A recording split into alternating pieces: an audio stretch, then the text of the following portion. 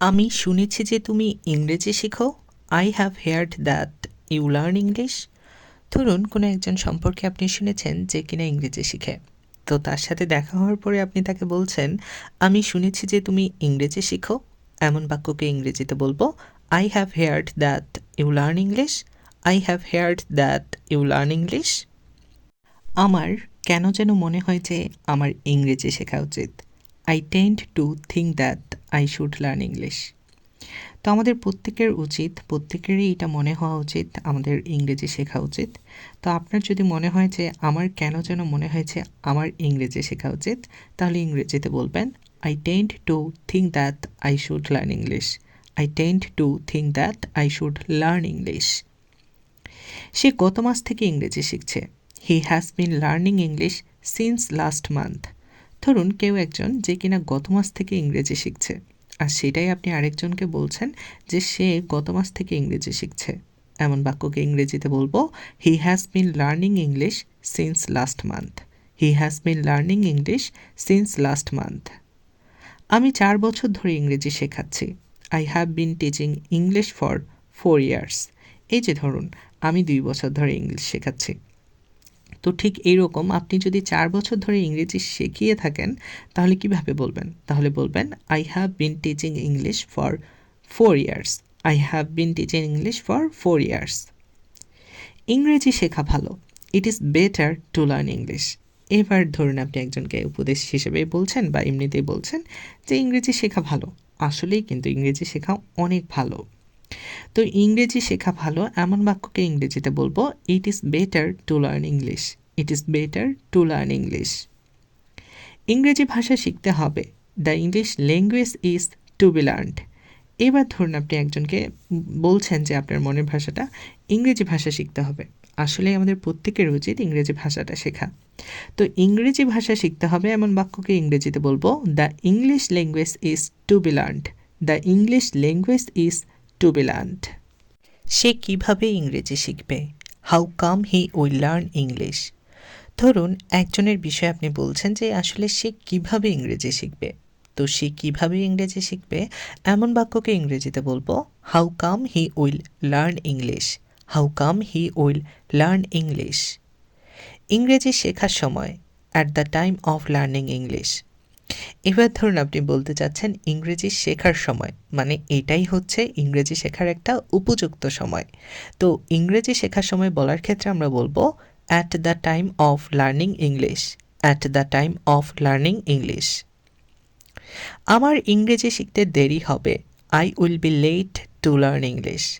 এবার ধরুন আপনার কাছে মনে হচ্ছে যে আপনার ইংরেজি শিখতে একটু দেরি হবে।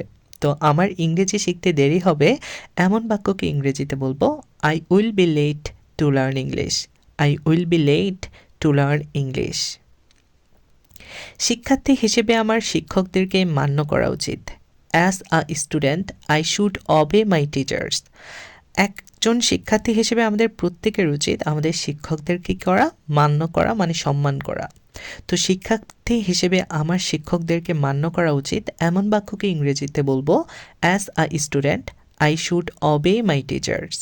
As a student I should obey my teachers. এটা বলার জন্য আমি দুঃখিত। I am sorry to say this. এবার ধরুন কোনো একটা বলার জন্য, খারাপ কথা বলার জন্য আপনি দুঃখ প্রকাশ করে বলছেন যে এটা বলার জন্য আমি দুঃখিত। তো এমন বাক্যকে ইংরেজিতে বলবো, I am sorry to say this. I am sorry to say this. আমি আমার ইংরেজি নিয়ে উদ্বিগ্ন। I am অরিড about my English. এবার ধরুন আপনি ইংরেজি শেখা নিয়ে ভয় পাচ্ছেন আর একটু চিন্তিত, তাই বলছেন যে আমি আমার ইংরেজি নিয়ে উদ্বিগ্ন। তো এমন বাক্যকে ইংরেজিতে বলবো, I am অরিড about my English. I am অরিড about my English. আমি নিশ্চিত যে আমি সৎ। I am sure that I am honest. এবার আপনার কাছে মনে হচ্ছে আপনি একজন সৎ মানুষ, আর সেটাই আপনি বলছেন যে আমি নিশ্চিত যে আমি সৎ। আসলে আমাদের প্রত্যেকেরই কিন্তু সৎ হওয়া উচিত। তো এমন বাক্যকে ইংরেজিতে বলবো, I am sure that I am honest.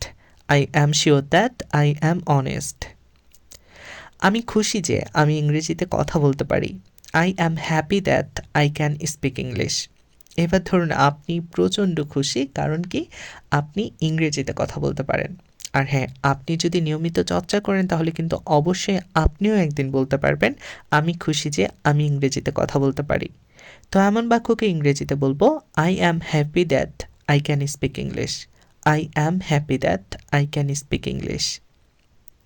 আমি লেখা শেষ করেছি। I have finished writing. এবার ধরুন আপনি কোনো একটা লেখা যেটা কিনা শেষ করেছেন, আর সেটাই আপনি বলছেন যে আমি লেখা শেষ করেছি।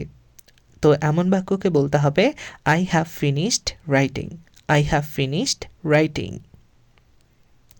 তোমার সাথে আমার দেখা করা নিষেধ। I am forbidden to meet with you. এবার ধরুন একজনের সাথে আপনার দেখা করা নিষেধ, হতে পারে যে কেউ। তো তার সাথে যে দেখা করা নিষেধ সেটা তাকে বলছেন যে তোমার সাথে আমার দেখা করা নিষেধ। তো এমন বাক্যকে ইংরেজিতে বলতে হবে, I am forbidden to meet with you. I am forbidden to meet with you. তো আপনার কার সাথে দেখা করা নিষেধ সেটা কিন্তু অবশ্যই আমাকে কমেন্ট করে জানাবেন। আর আমার এই ছোট্ট ক্লাসটি আপনাদের কেমন লেগেছে সেটা জানাতে ভুলবেন না। আর ভিডিওটি ভালো লেগে থাকলে সবার সাথে শেয়ার করবেন এবং লাইক কমেন্ট করবেন। দেখা হচ্ছে পরবর্তী কোনো ক্লাসে। ততক্ষণ পর্যন্ত সবাই ভালো থাকুন, সুস্থ থাকুন। আল্লাহ হাফেজ।